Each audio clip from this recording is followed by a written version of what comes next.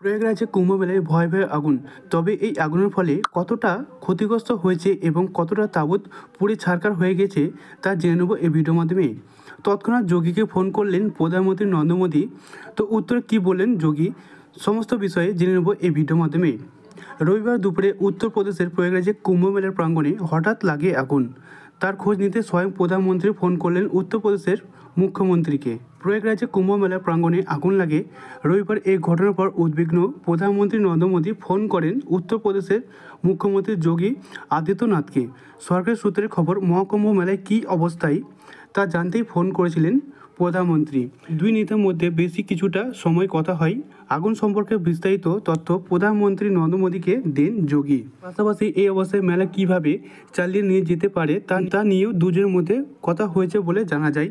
সরকারি সূত্রে জানা গিয়েছে, রান্নার এলপিজি সিলিন্ডার বিস্ফোরণের ফলে এই বিশাল মেলা প্রাঙ্গণে 19 নম্বর সেক্টরে আগুন লাগে।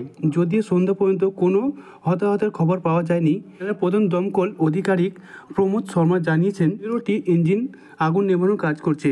প্রয়াগরাজে গত বেশ কয়েকদিন ধরে চলছে মহাকুম্ভ মেলা। 144 বছর পর এই মহাকুম্ভ মেলা ঘিরে দেশ জুড়ে উৎসবের মৌসুম চলছে। নিমেষের মধ্যে আগুন ভয়াবহ রূপ নেয়। চারিদিকে হুড়োহুড়ি শুরু হয়, একাধিক জিনিস পুড়ে ছারখার হয়ে যায়। হুড়োহুড়িতে বহু মানুষ আহত হয়েছেন বলে জানা গিয়েছে। কী থেকে আগুন লাগলো সে বিষয়টি এখনও স্পষ্ট নয়। পুলিশের অতিরিক্ত ডিরেক্টর জেনারেল ভানু ভাস্কর জানিয়েছেন, আগুন লাগার ঘটনার খবর পাওয়ার মাত্রই আগুন নেভানোর ইঞ্জিন সহ দমকল বাহিনী আধিকারিক, পুলিশ এবং এসডিআরএফ এর দল ঘটনাস্থলে পৌঁছে যায়। এখন আগুন নিয়ন্ত্রণে এবং পরিস্থিতি স্বাভাবিক বলে জানিয়েছে পুলিশ আধিকারিক। সংবাদ সংস্থায় এএনআইকে এডিজিপি ভাস্কর বলেন, বিকেল 4:30 নাগাদ আগুন নিয়ন্ত্রণে আসে। কোনো হতাহতের খবর নেই। এখানে পরিস্থিতি একদম স্বাভাবিক হয়ে গিয়েছে বলে জানা গিয়েছে। প্রয়াগরাজের ডিএম রবীন্দ্র কুমার মাগদাদ বলেছেন, আমরা 19 নম্বর সেক্টর এলাকায় গীতা প্রেসের ক্যাম্প থেকে খবর পাই।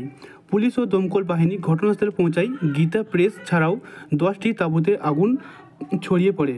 পরে আগুন নেভানো হয়েছে বলে জানা গিয়েছে।